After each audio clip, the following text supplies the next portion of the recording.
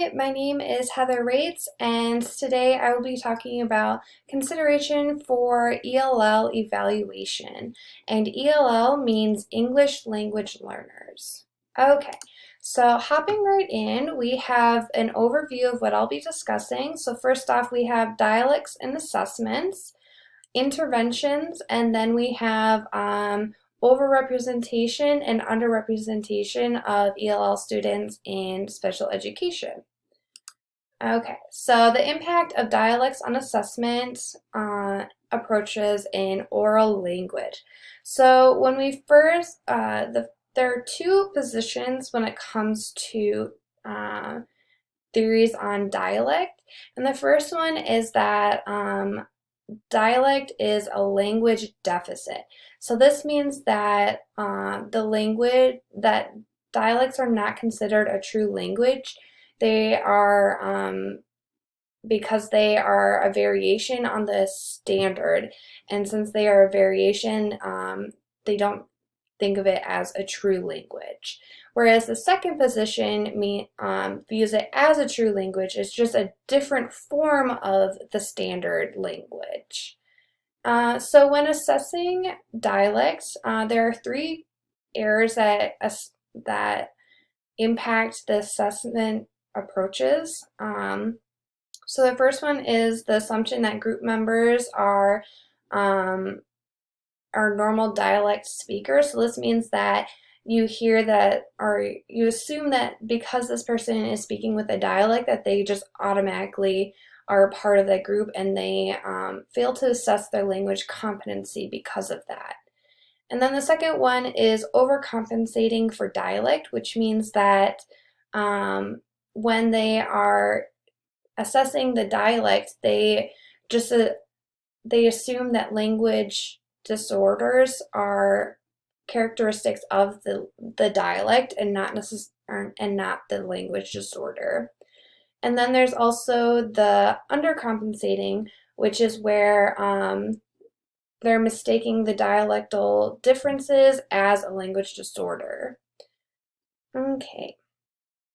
And then when assessing dialects, there is not a lot of assessment measures that you can use, that assessors can use, and it's especially for standardized measures. So a lot of the time you have to rely on informal measures, which can give you a more accurate measurement of the proficiency in the language and in their dialect and their competency. But if you're trying to compare, you have to use standardized testing to compare with instead of informal measures. And since there's a lack of informal measures, it often leads to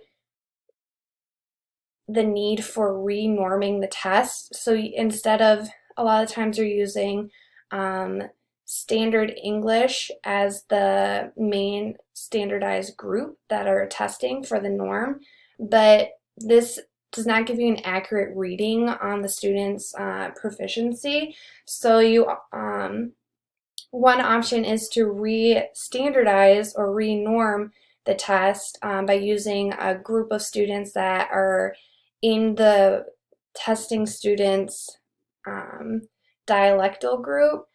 But this can be very expensive and very time consuming and is not very practical unless you have a very large group of students that need to be retested. So an exception to this is that you can submit two types of scores. So the first one is the standard scores that you received with the standardized or the standard norm group that have the standard English dialect. And then you would test the student again and then just count the questions that they got wrong based on their dialect correct. And this would give you kind of an average score. Okay, so possible interventions. So there are a couple different interventions that you can implement. So different educational programs include transitional models, which means that you are taking the students and testing for their dominant language or their first language, L1, and you're teaching them in that language until they receive enough English skills that they are able to transition into fully instructing them in English. The second one is full bilingual models, which is where you're teaching the student in their first language and in English throughout the whole program. So they're getting both of those languages together.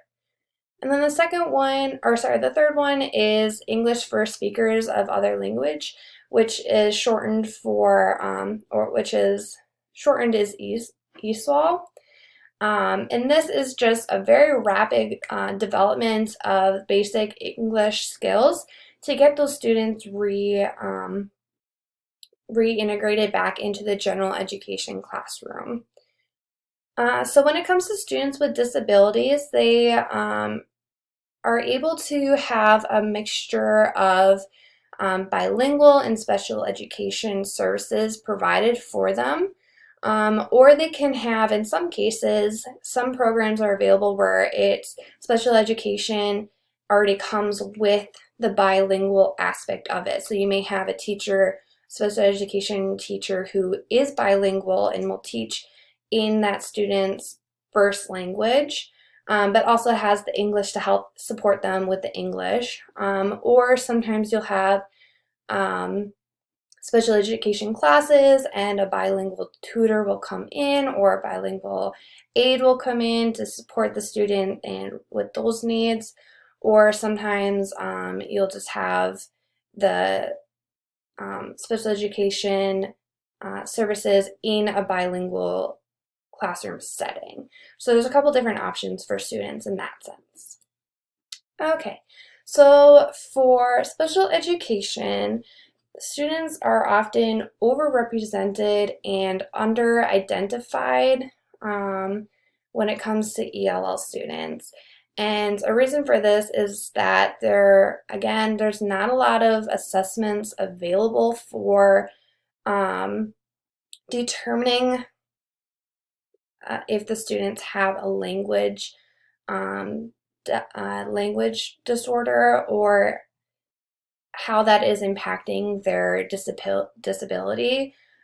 So oftentimes these tests are very limited in the language that you can test. So tests need to be in the student's native language or first language. Otherwise, you're discriminating against those students.